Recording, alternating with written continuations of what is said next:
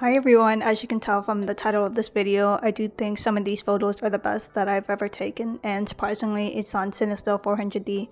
Not that it's a bad thing, but I just don't really shoot with Cinestill that often. Cinestill 400D is Cinestill's latest film stock, and now they have a lineup of 4 film stocks. So the first 3 being the most popular Cinestill 800T, usually shot in tungsten light and the famous gas station pictures. And then we have the Cinestill 50D, which is usually shot in daylight, but it's a pretty low ISO, so it's not that popular. And lastly, we have the black and white film, the XX black and white film. And now we have the Cinestill 400D, which is rated at 400 ISO, which will be a lot more popular than the 50 ISO speed. Okay, so for my first location, we are here in Bercy Park, and I was actually inspired by another photographer named Arjun, and he had a street set around here, and it really inspired me. So I wanted to do a little bit of street here and walk around the city too. And also, I've never seen the dog fountain here in Toronto, so I wanted to go see it.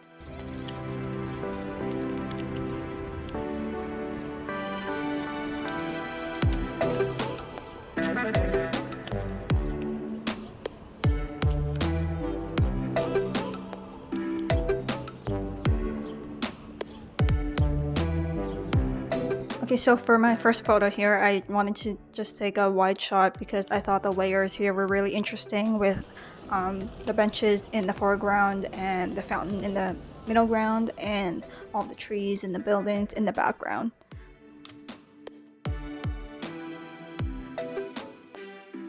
And so after that, I just walked around and I knew I wanted to try and find different angles of the fountain and to document it because I've never seen it before. And there were also kids sitting on top of the dogs, and I thought that was a really cute moment, so I've captured some of that.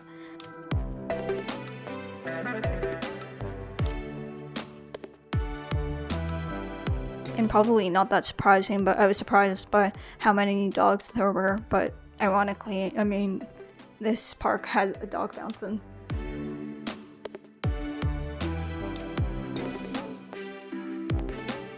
So after walking around Bercy Park, my sister and I walked over to St. Lawrence Market, and I thought it'd be kind of interesting to get some shots there, maybe get some indoor shots to see how the film stock looks inside. Unfortunately, it was closing down by the time we got there, so I only was able to capture this shot. I think overall I like it. It's pretty neutral in terms of white balance, and the halogens aren't too strong. And after that, we walked along Sugar Beach, and it had this giant boat along with other boats.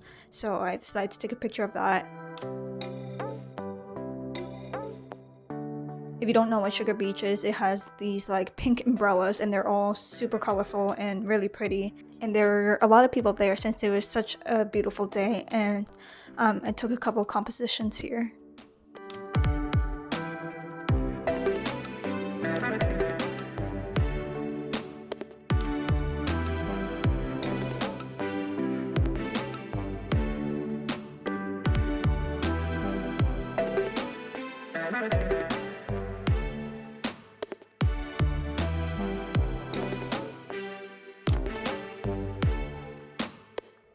I love this picture here because of the amount of joy you can see in this children, but if you look in the back you can see the halations are really prominent here, and I was really surprised. These halations are also pretty prominent in the next photo, which is a picture of a building which had a lot of white highlights.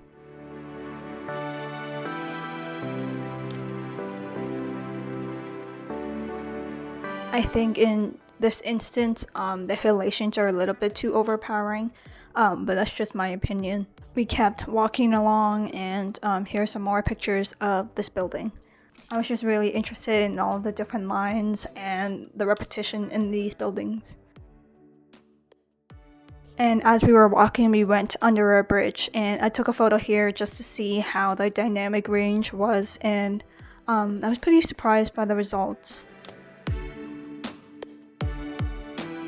So what I've noticed from this film stock is that the highlights tend to be really bright, and I don't know if it's because of the halations, but from this film stock what I've noticed is that the highlights are often washed out, and it's really hard to get them back. I don't think it's a bad thing. I think it can be a look in certain situations, but I think in certain situations I would prefer to have that detail back.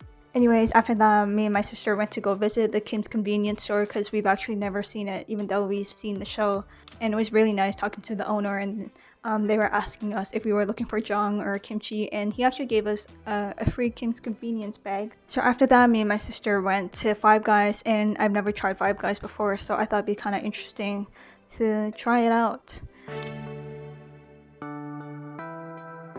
And I have to say, it was really good, pretty juicy, but it was very filling. I did not know that the regular hamburger had 2 patties.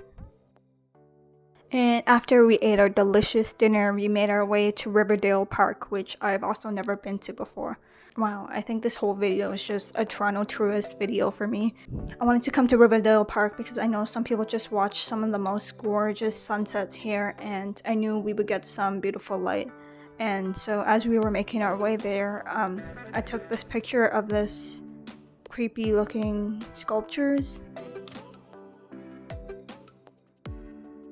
So we were walking down Riverdale Park, and oh my gosh, the light was so nice, and it was beautiful, and it was golden, and all the people were there, and it was just...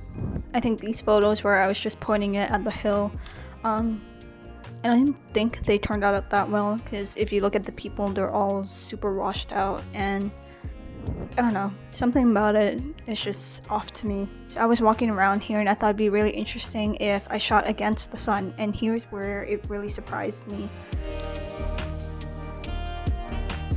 And oh my goodness, I don't know why, but I just love this picture. I love how golden it is, and how the halogens kind of line the horizon in the background. And I think just the spacing of these people, they were all just... I think all of the elements just really make the photo come together. Honestly, it was very peaceful there, and I really loved watching all of these different interactions between people, and they're just sitting down and enjoying the sunset, and I thought that was really nice.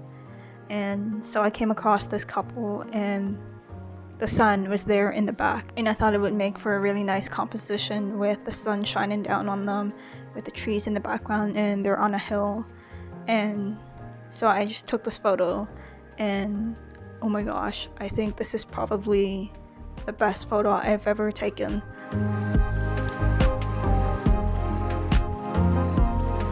When I took this photo, I did not know that the flare was going to be there. So honestly, it was just luck, and the way that the flare framed these two people.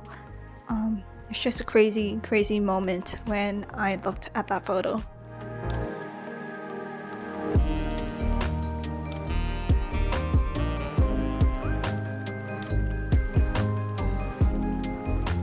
And this video would not be complete if I did not take a picture of a gas station on Cinestill. So here is that.